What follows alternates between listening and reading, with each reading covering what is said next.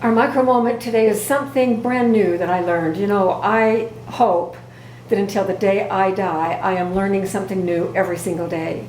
And so I was looking through all of my old cookbooks and I found how to dry foods.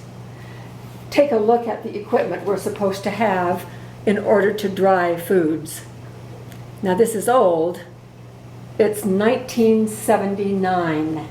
And so I really wondered if the processes in this book were the same as what is recommended today. But I had a great time looking through this book and reading. I actually learned quite a bit. I came to celery, which is on page 59, and I want to read this to you because it hit me like a load of bricks. It says, and it has all of the different vegetables, each one in alphabetical order, and how you dry them. And while some of the methods have been updated, listen to this. Water blanch for 30 seconds to 1 minute. Okay, I do that. We have a video on how to dehydrate celery, and I did that. In a baking soda solution of 1/2 teaspoon soda per cup of water. And I said, what? Soda?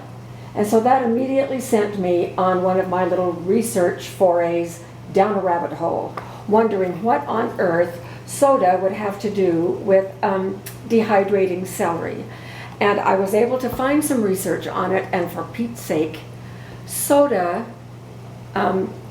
what happens when you blanch a leafy green vegetable like this, it also holds true for green beans, I found, is that the soda interacts with the chlorophyll in the cells and prevents fading.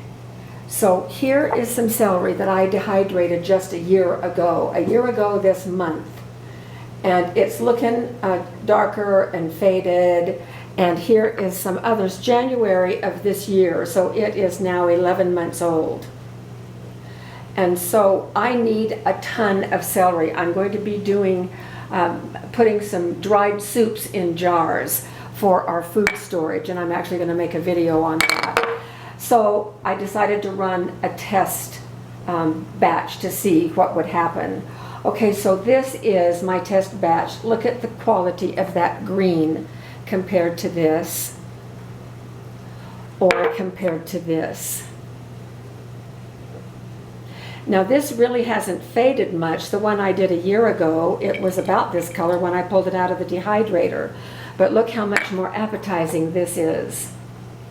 Now if you have watched my video on dehydrating celery, you know that I like to, and I'm right in the middle of doing a batch of celery so I can show you, I like to do the leaves of celery separate because I love the taste of the celery leaf in a lot of the things that I make. And so I dehydrate it separately, and the leaves that I dehydrated last year are all gone, but this is what I dehydrated about a week ago when I tried out that soda for the very first time. Beautiful dark green, and when I put them in soups or stews or with rice or whatever it is that I'm doing, they look just exactly like fresh celery leaves. So I have my first batch of chopped celery ready to blanch. Now the rate of soda that they give is 1/2 teaspoon per cup in your blanching water. And so I calculated the amount and I needed 3.5 tablespoons. So I'm just going to put that right in the water, which is already boiling. And I'm going to stir it up. It dissolves instantly. And now I'm going to go ahead and put this over and blanch it for 30 seconds to 1 minute. Now remember, we do not start counting the blanching time until the water comes back to a boil.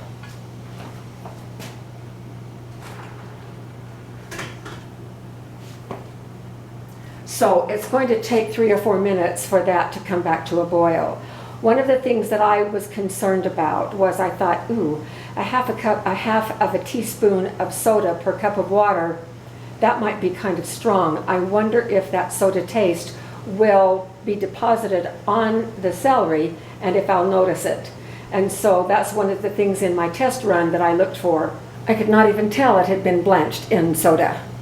So we'll come back in just a minute when this is done, and we'll pour it out here so that you can see the green color. So I just dumped this out on this towel. Look at the beautiful emerald green color that these are. Now this is the finished product right here, so you can see that it is going to get a little bit darker as it dehydrates, but I think it does make a difference. And I'm very excited about doing just a little bit of soda in the Blanch water to set that chlorophyll so that it does not fade. And I went all through that book, and the only two veggies that it talks about doing that with are just green beans and then celery. Hope this was helpful, and we'll see you at our next micro moment.